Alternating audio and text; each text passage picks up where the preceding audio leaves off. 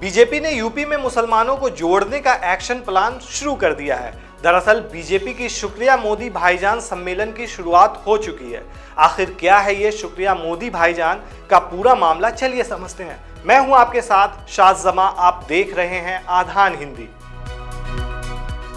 जैसे जैसे लोकसभा चुनाव 2024 का समय पास आ रहा है, राजनीतिक उठापटक बढ़ती ही जा रही है।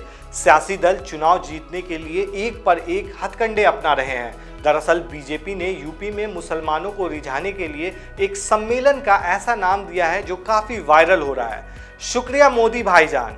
साथ ही इसकी टैगलाइन है, न दूरी है न खाई है, मोदी हमारा भाई है। वहीं शुक्रिया मोदी भाईजान सम्मेलन का आगाज हो चुका है। लखनऊ में आयोजित सम्मेलन में पूर्व केंद्रीय मंत्री और भाजपा के राष्ट्रीय प्रवक्ता सैयद शहनवाज हुसैन ने कहा कि कांग्रेस, सपा, बसपा मुस्लिमों को भाजपा का डर दिखाकर उनसे वोट लेते आए हैं। खुदा से डरने वाली कौम को बीजेपी से डराया जाता रहा है।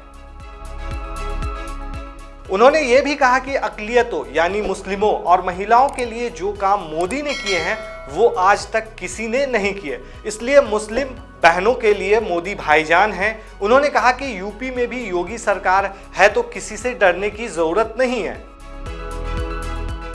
आखिर मोदी भाईजान के क्या मायने निकल करके आ रहे हैं, ये क्यों सम्मेलन चलाया जा रहा है, इसको भी समझने की कोशिश करते हैं। दरअसल लोकसभा चुनाव में सबसे अहम राज्य उत्तर प्रदेश माना जाता है, जहां कुल 80 लोकसभा सीटें हैं। यही वजह है कि इस राज्य को दिल्ली की सत्ता का दरवाजा भी कहते हैं। ऐसे में भाजपा राज्य की सभी 80 सीटों पर जीत का टारगेट लेकर चल रही है। इसी प्लानिंग के मद्देनजर ही भाजपा ने उत्तर प्रदेश में शुक्रिया मोदी भाईजान नाम से अभियान शुरू किया है।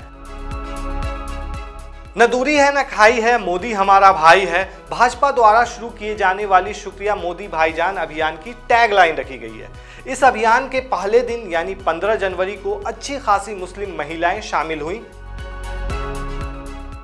इस सम्मेलन में मुस्लिम महिलाओं को केंद्र की मोदी सरकार की योजनाओं के बारे में बताया जा रहा है। मुस्लिम महिलाओं को पीएम आवास योजना, आयुष्मान योजना, उज्ज्वला योजना, मुस्लिम बच्चों को स्कॉलरशिप जैसी योजनाओं की जानकारी भी दी जा रही है।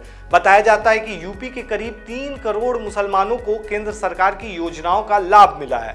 3 करोड़ मुसलमानों में करीब 1.5 करोड़ मुस्लिम महिलाओं को फायदा हुआ है। माना जा रहा है कि बीजेपी की कोशिश इन्हीं मुस्लिम महिला लाभार्थी के जरिए दूसरी मुस्लिम महिलाओं के वोट पाने की है। देखा जाए तो ये बीजेपी की कामयाब ट्रिक भी मानी जा रही है। यूपी में पिछले साल मई में हुए निकाय चुनाव में बीजेपी को इससे काफी फायदा मिला था। निकाय चुनाव में बीजेपी के 61 उम्मीदवार मुस्लिम बहुल क्षेत्र से जीत कर आए थे। साल 2022 के विधानसभा चुनाव में भी कई मुस्लिम बहुल सीट पर बीजेपी जीती थी। अब बीजेपी की निगाहें लोकसभा चुनाव 2024 पर टिकी हुई है। आपको क्या लगता है, इस कैंपेन से बीजेपी को कितना फायदा होगा? हमें कमेंट बॉक्स में जरूर बताएं। शुक्रिया।